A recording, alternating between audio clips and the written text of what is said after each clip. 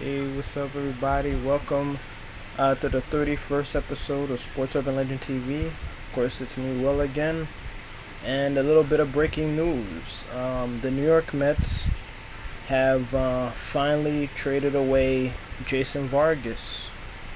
Yup, I repeat, the New York Mets have finally traded Jason Vargas. And if you like this channel or this video, feel free to like it, share it, comment on it, and let your voice be heard. And if you haven't done so already, please subscribe and click on that notification bell. But yeah, let's just dive right into this. If you've been watching this YouTube show or even the podcast version on Block Talk Radio, Sports Urban Legend, live every Saturdays, then you know that I was never the president of the Jason Vargas fan club. So, you know, I'm pleasantly happy that they actually got something for him. To his credit, I'll give him his credit. As horrible as he was last year, he definitely turned it around this year. He started off a little slow. He started off horrible this year, but he's turned it around. He pitched better. He's gotten to the 6 innings. Give you two or three. Give up 2 or 3 runs. Give you a decent outing. I'll give him that, especially for a soft tossing lefty who's a contact pitcher. I give him credit that he turned his season around, but at $8 million per year, man, that guy, man, I'm sorry, he had to go. He was overpaid, and then not to mention that tirade he had, in Chicago. I was like, I mean, come on, like, he definitely had to go with that tirade, during that Cubs series. So, well, basically, what did the Mets get back? They got back a catching prospect, in that trade. I'm trying to remember his name. What was that guy's name again? I think it was Austin something. Let me see what his name was again. I know he was a good defensive catcher, and his name was Austin Bossart. He was batting 195 with 7 home runs and 28 RBIs in the minors. He's thrown out 35% of the runners, which is pretty good. And as a result, Mets dump Vargas' salary. They're gonna give cash considerations, about almost $3 million in cash considerations to Philadelphia, and as a result, they're saving $2 million in the process. So with that, you knew the writing was on the walls that the Mets was gonna deal Vargas, and of course, unfortunately, Syndergaard or Wheeler.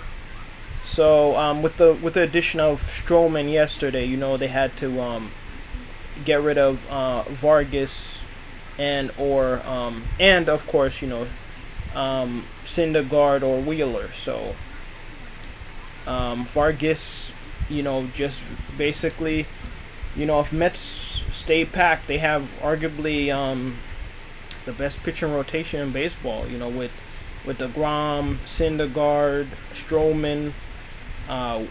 Wheeler, if they keep him, which most likely not, they're not going to keep him. Most likely they're going to deal him, and unfortunately Diaz, even though this is the worst time to trade him right now. And then of course, last but not least, I think I said everybody. Wheeler, Mats, you have a pretty strong rotation right there. But most likely they're gonna, like I said in the other video, if I had to trade, Wheeler or Syndergaard, hands down, I'm keeping Syndergaard and I'm trading Wheeler. Because I'm not ready to give up on Syndergaard. Syndergaard is too much of a talented guy for them to give up on. Yes, Wheeler is a very talented guy, hard throwing guy. He's entering his prime, but Syndergaard, man, this guy has a win in the World Series. He proves that he could pitch in big pressure situations, and that's essentially what the Mets are getting with Stroman too. He's been a decent pitcher, big game pitcher in his career thus far. So Mets are hoping if a miracle could happen that they could make the postseason. Which with their pitching, you never know. But the recipe for that is that their pitchers from now until the end of the year, they have to go 7 innings practically every game, go to the bullpen, for the last 2 innings, have somebody pitch, and then have Diaz, if he's not traded by Wednesday's deadline, to close out the game. And then, of course, if he's saving 2 or 3 games in a row, you want to give him a break. You go to Lugo to, be that, that closer. What the days Diaz is not pitching, and when he's not setting up Diaz. So if they do that, Mets should be in in a good shape. But unfortunately, I think it's too late. They got to jump over a bunch of teams. But definitely 2020, they should be better. They just gotta fix the defense and improve the offense a little bit. And I assume Frazier is going to be traded eventually. And of course, the aforementioned pitchers. So, all in all, it's a salary dump. And,